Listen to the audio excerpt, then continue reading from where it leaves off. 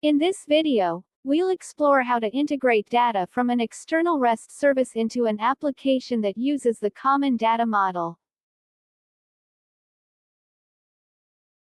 When identifying entities to use in your application, start by checking for existing entities. You can extend an entity either by adding a new property, or by connecting it to an external data source. In CDM, by default, the existing entities use local storage to store data through API calls. CDM follows its own data patterns and naming conventions. However, customers often have their own databases. In such cases, we need to integrate the entity with an external system of records by modifying the existing data pages and data transforms. Basically, CDM provides three options to store data. First is store data in Pega platform, in other words, local storage. Second is store a copy of data in Pega platform, in other words, local copy. Keep data in local storage and then update other systems. Third is client as the system of record, and Pega platform as a pass-through to the system of records. In this scenario, we are going to reuse the contact entity to integrate with an external data source. There are two data pages created for each entity. In the contact entity we have d_contact, and d_contact_list. d_contact is a savable data page that interacts with a data source for contacts. It retrieves properties for a specific contact and manages all CRUD operations. On the other hand, d_contact_list is a list data page that retrieves a collection of contacts from the data source. Here, the source, contact_detail, is a database table in the Pega database. Each data page has multiple profiles defined based on data access requirements. In this context, a profile refers to a when rule. The d_contact data page utilizes multiple profiles to handle various data operations.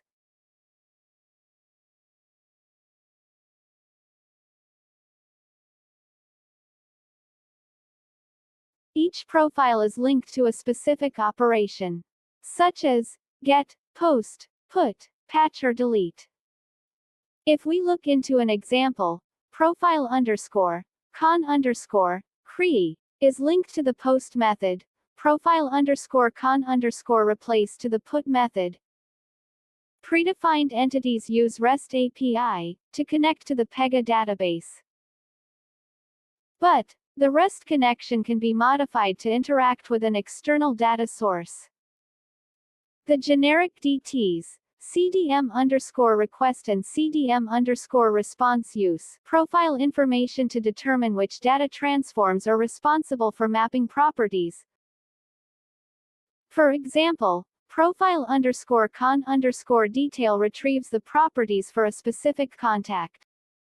The CDM_request and CDM_response data transforms invoke the appropriate DTs based on the profile and data source, such as con_create_request and con_create_response. The con_create_request data transform maps the properties from the logical data model to the data source, while the con_create_response data transform maps data from the data source back to the logical model.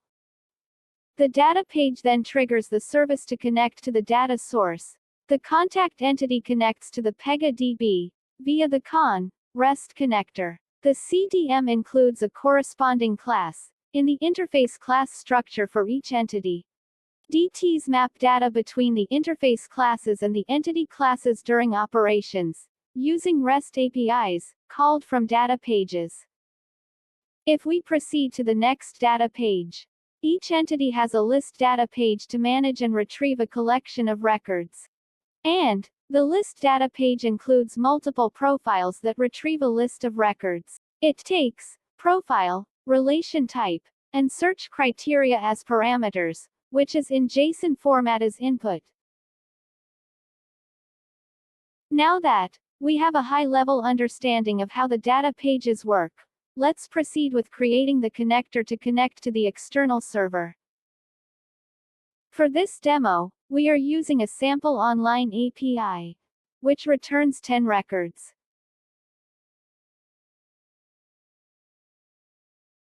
To create the connector rule, we will use the wizard by navigating to Configure, Integration, Connectors, Create REST Integration. I'm not going to explain how to create a REST connector step by step, but you can see how I'm configuring it here. When creating, name the new REST connector as the same name which was already available in the respective data page for the entity. In contact entity we have con as the connector name for d_contact_list data page. Enter the sample endpoint URL. I don't change anything here. Click Next. Add a resource name. Click Next. Here, click on the Add a Response option. You should see the sample URL. Click on Run, and you'll see the success code along with the data.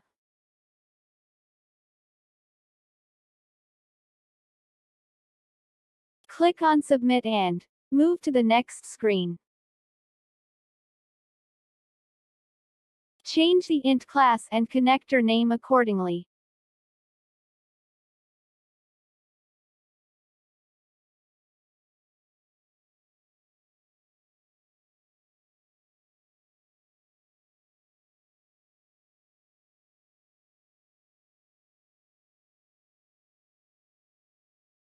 I am using a branch to create the rules.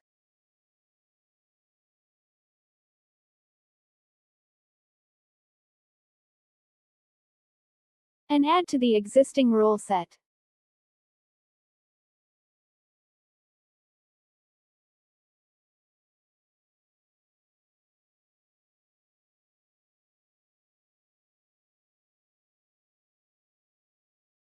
I will skip the data layer creation as of now.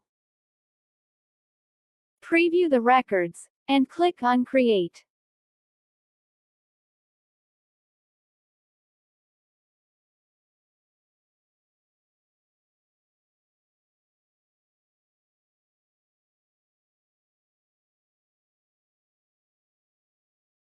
Connector creation is successful.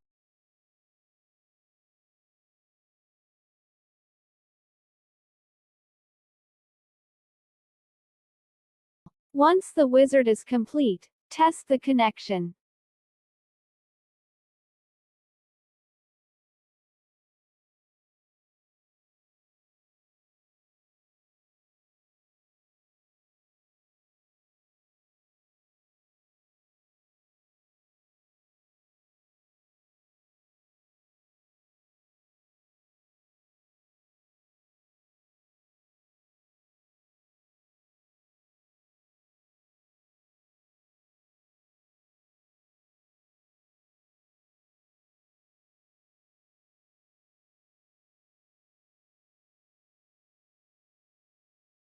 Make sure the responses map to default response is shown.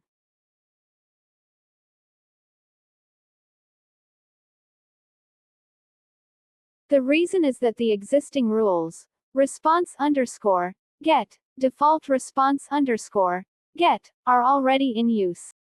Therefore, there's no need to modify them, we can simply reuse them as they are. Now, let's the d_contact_list data page to the application rule set while maintaining the default context settings.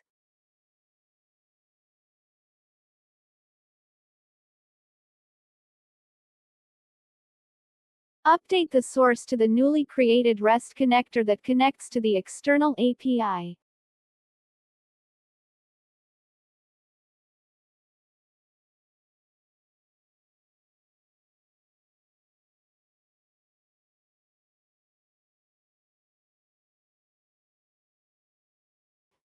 Keep the request and response data transforms unchanged.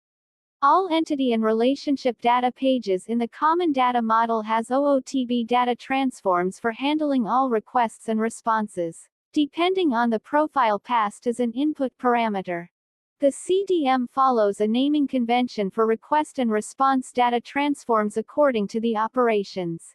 As a best practice, name the request DT using the format entity connector name underscore data operation underscore request. For the response data transform, entity connector name underscore data operation underscore response. Regarding the contact list data page, data transform will be available in the code Pega list class.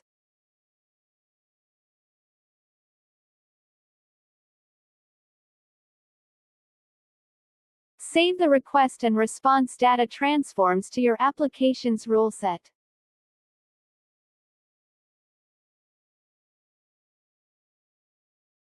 Since we do not have any request parameters to send, overriding the request DT is not required.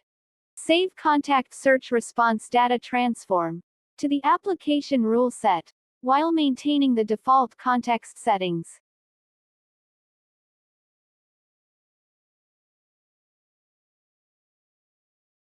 Update the class of connector page to the new integration class. All mapping response data transforms take response, connector page, and settings PG as parameters. Similarly, all mapping request data transforms has request, connector page, and settings PG as parameters. While the wrapper data transforms handle the logic, the mapping data transforms are responsible for mapping data from the integration layer to the logical model.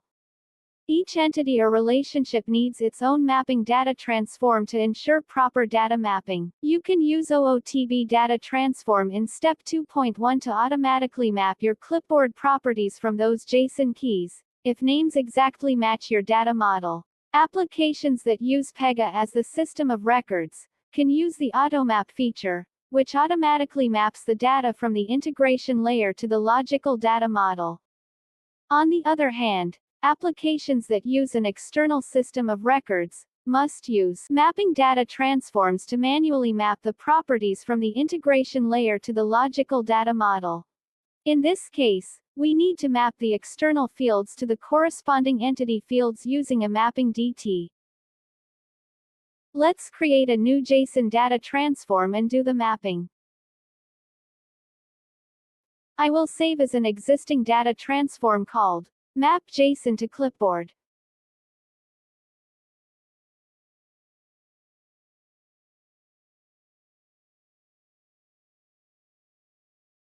Save to the contact entity class.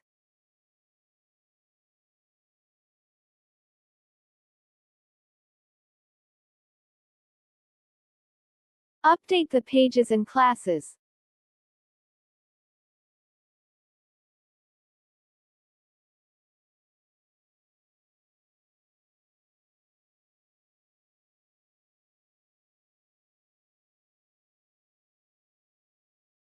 Remove Auto Map All Data option. And map the data.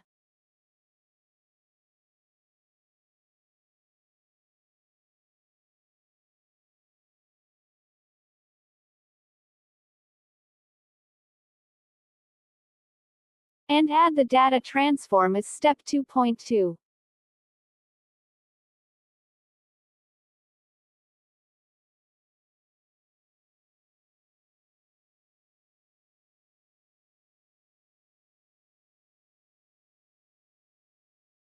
Pass the parameters as passed in the OOTB data transform.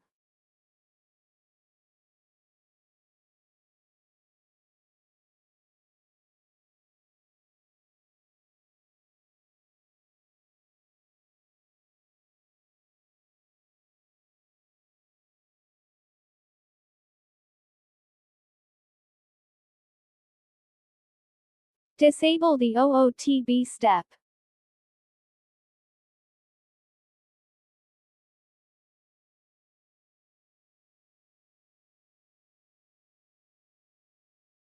As the final step, save all the rules, and run dcontact list data page.